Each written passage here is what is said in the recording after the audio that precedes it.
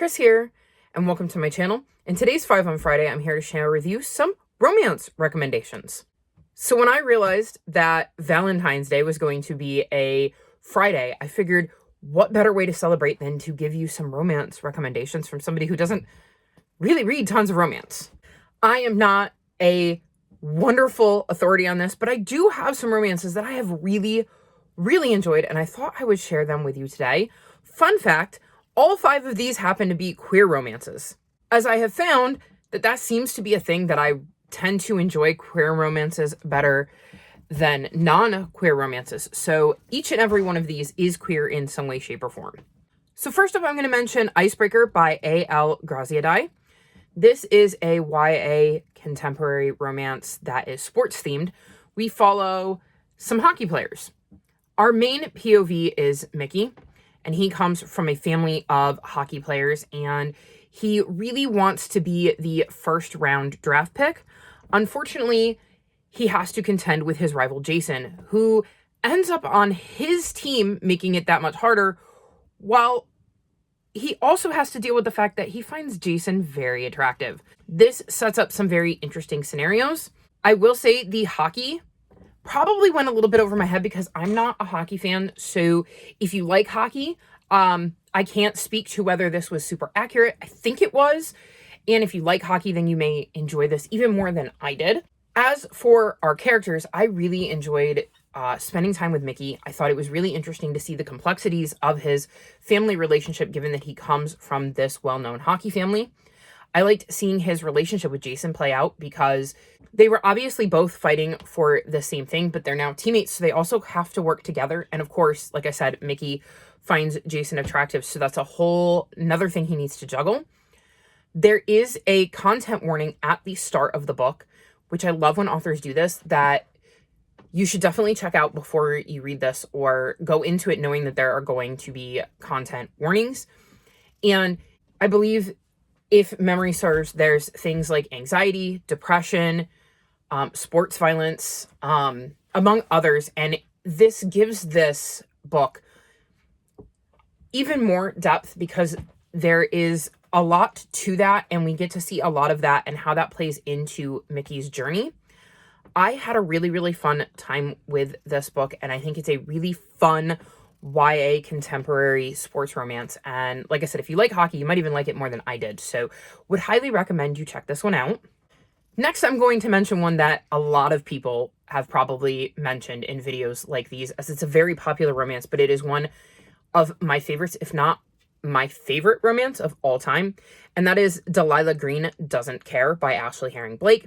This is an adult contemporary romance, and this follows Delilah, who has no desire to go back to her hometown, but her stepsister is getting married and offers her a big fat payday to come be the photographer at her wedding. Despite having a rocky relationship with Astrid, her stepsister, she agrees to go because she could really use the paycheck. Once there, she ends up running into Claire, who is one of Astrid's friends, and sparks definitely fly. And she thinks to herself, this could be a fun way to pass the time and maybe get a little bit of a revenge on Astrid. As for Claire, she is a single mom to an 11-year-old girl. She runs the local bookstore and has an ex that kind of flits in and out of her and her daughter's life. She is not really looking for any surprises, and Delilah is definitely that. They end up getting thrown together a lot due to Astrid's wedding, and kind of bond over the fact that they don't really like Astrid's fiance. And Claire starts to come around to the idea that maybe getting to know Delilah better is a more pleasant surprise.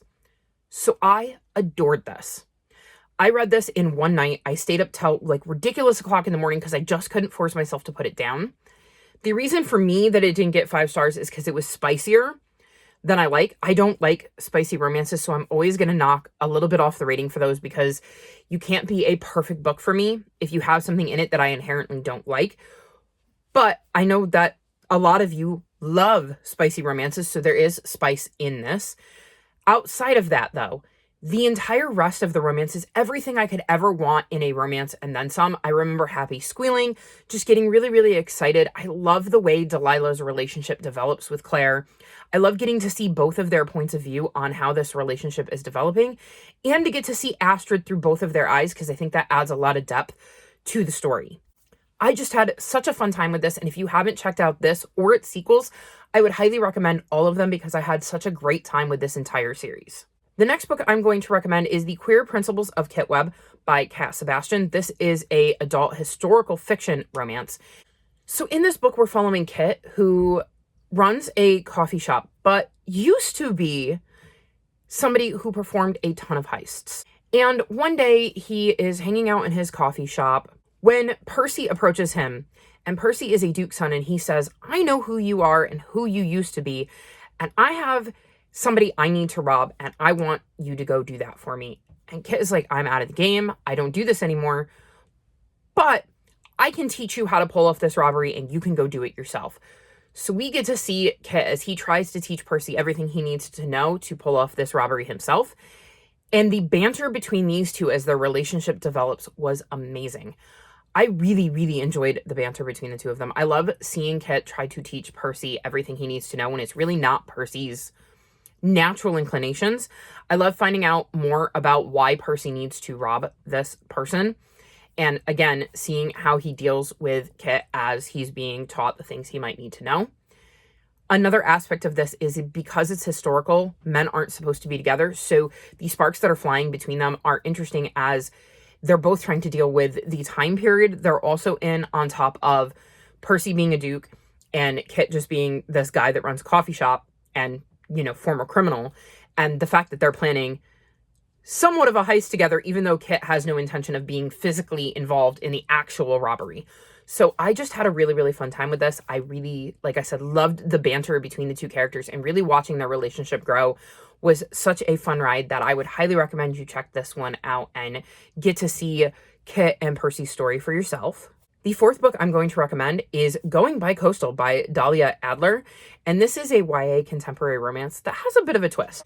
So in this book, we're following Natalia, and Natalia is living with her dad in New York City. Her parents are divorced, and she doesn't have a great relationship with her mom.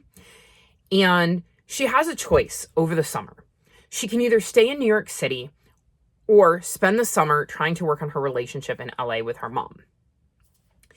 And she's really struggling with this decision, and we end up getting to see both timelines.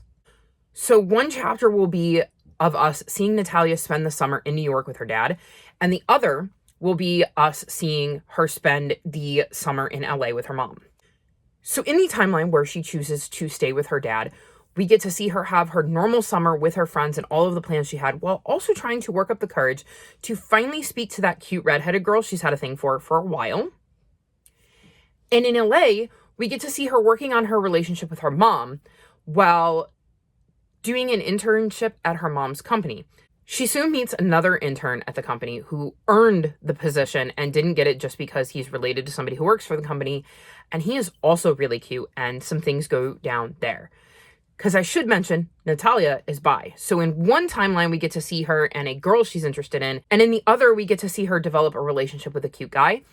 And so it is very, very interesting seeing both of these timelines. And I think that Dahlia Adler did such a brilliant job of making me super invested in both stories and both relationships that she was building, and with the relationship with both of her parents in each timeline. And I just was super invested in the story and was wondering kind of where it was going and how it was going to wrap up. And I thought that the end was really creative and really, really enjoyed how it wrapped up. It got 5 stars for me due to the ending and the way it wrapped up. This isn't going to be a book that works for everybody, considering you're seeing 2 timelines that are technically running at the same time. But I had such a fun time with this. And like I said, the author did such a great job at getting me invested in both stories, and then had such a creative ending that I would highly recommend you check this out if it is something that sounds appealing, because I had a really, really good time with it and think it was really well done. And then my last recommendation is One Night in Heartswood by Emma Denny. This is another adult historical romance. In this one, we're following Penn, who is better known as William de Foucault. And he is, I believe, an earl's son and has had an arranged marriage set up for him and wants no part of this. So he ends up running away and fleeing on the eve of his wedding. And he's not really prepared or equipped to survive out in the wilderness on his own, and ends up bumping into Raph and kind of has to accept the kindness of this stranger that he's met. Now Raph is out looking for his sister's fiance, who just left on the eve of their wedding, not knowing that Penn is William Defoe Cart, because he doesn't realize that Penn is the name that William goes by. And Penn has no idea that Raph is his fiance's brother, because he's never met his fiance, let alone her family. And so we see them set out as Penn is trying to get away from this life he does not want, and Raph is trying to find his sister's runaway fiance. And a bond starts to grow between them, and a relationship starts to develop. And when it is eventually revealed how they are connected, they have to figure out what they are going to do with that information now that they have it. This was another really, really fun historical romance. I really loved how Penn and Raph's relationship developed. I loved getting to hear more about their families, because they definitely start to share things as their journey progresses. And I thought that was such an important part of the story for us to kind of learn with them where they both came from and the motivations that both of them had. I really liked getting to see their family stories, because it gave us more insight into their choices and really helped us grow and discover the characters, and of course help their bond as they started to open up to one another. This was, like I said, just another fun historical romance that I would highly recommend you check out. So there you have it. Those are 5 romance books that I would recommend you check out. I had a good time with all of these and thought they were all very interesting in very different ways.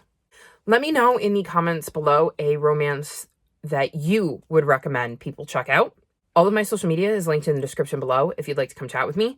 If you've made it this far in the video, leave me emojis related to Valentine's Day. Like this video and subscribe to my channel, and I'll talk to you next time. Bye!